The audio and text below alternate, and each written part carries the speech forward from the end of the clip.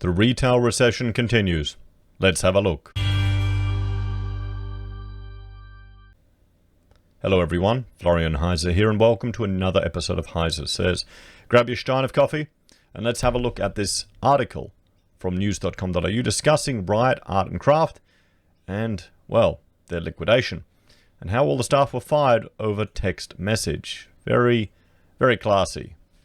So employees are angry to have been left jobless and unpaid after a popular craft store suddenly closed all its stores last week after going bust. All 56 Riot Art and Craft stores have shut their doors after the company went into liquidation last week. Staff members were not given notice before the stores closed and were reportedly informed via a text message last Monday which told them not to come back to work. All stores are closed as of today. The message from Riot Arts and Craft Director Michael Kurek said, "You're not required to be at work tomorrow. A massive thank you to everyone for your years of service. All the best in the future." Well, you can't really do much better, can you? The closure came after staff said the shelves were left almost empty for weeks, while former employees were led to believe stock would be replenished. I mean, you should have, if this is happening, you should have an exit strategy. I mean, is it a bit naive on the workers' part to expect that their job, that the business isn't going under? Maybe that is. Maybe they just haven't had that experience. Or don't realize that, management will lie to you to keep kicking the can down the road. Almost like our politicians. A former employee in the Whitford store in Western Australia, who had worked with the business for more than 2 years, said she was angry and said it came as a shock after managers reassured staff. So maybe the people are just not that experienced. They kept reassuring us, even the week before the director actually sent us an email saying stock was on its way, she told 9 News. Yeah, of course. They need to keep it running. They don't want you to run off and find someone else. You should have. But is there anything else at the moment? This is the thing. Retail is a big employer in Australia here, and it's copping it. Remember at the beginning of the year, it seemed to be every other day it was another retailer in liquidation, another one. The thing that makes me most angry is for the past few weeks, we've been going to work like normal, expecting to get paid, but we weren't. Oh wait, so they shonked them. That's after the last fortnight of standing in what was almost an empty store telling customers the stock was coming in this week. Right, the shelves were left empty for weeks. Those shelves aren't empty. That can't be an updated image. It looks fine. It's a bit light on, but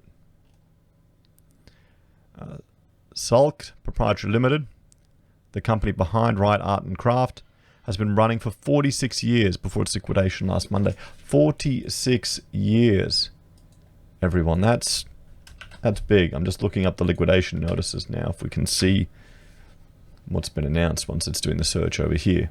You can find all these on ASX or ASIC's published notices. The director told 9 News that it's now in the hands of the liquidators.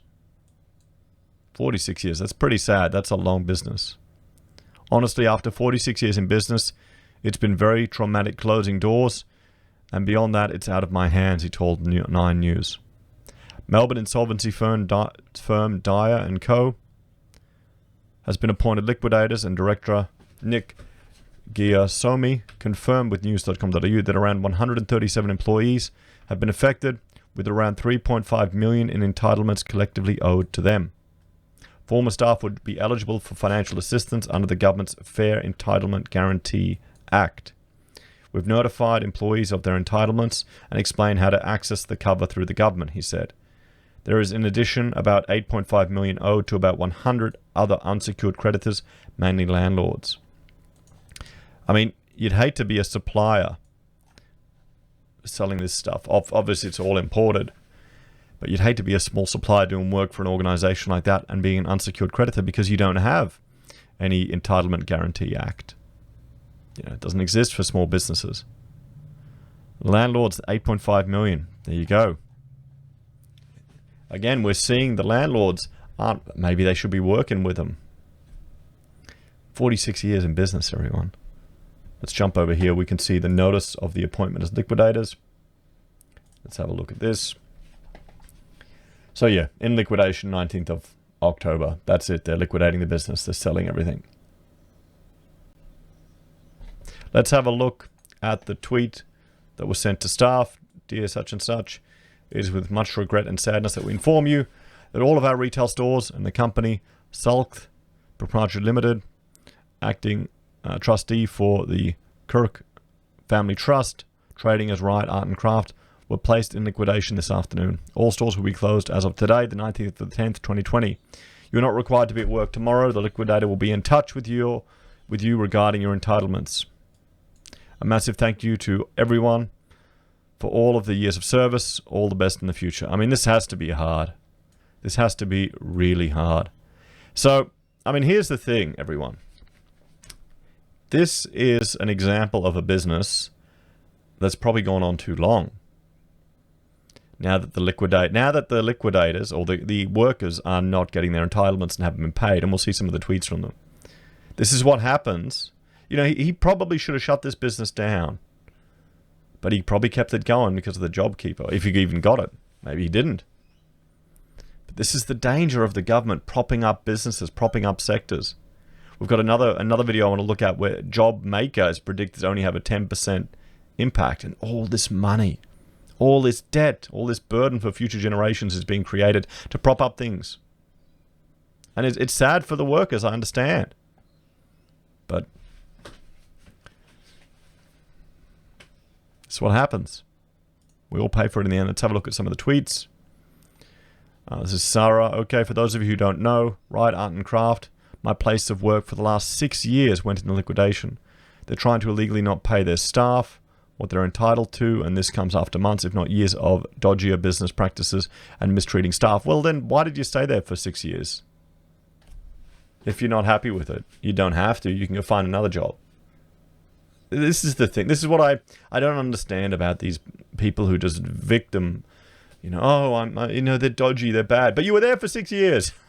So I guess maybe, you know, can only, oh, is that victim blaming? Is that, you know, not, she's got blue hair, what am I thinking? During the pandemic, we stayed open the entire time, putting staff at risk. We worked ourselves to exhaustion and had to deal with abuse from customers on a daily basis. I mean, isn't that, I mean, that's just part of retail. It's not a good profession. During this time, we received no support from head office when JobKeeper payments ended. Okay, so they kept it open because of JobKeeper. So this is an example of a business which has been propped up by the government.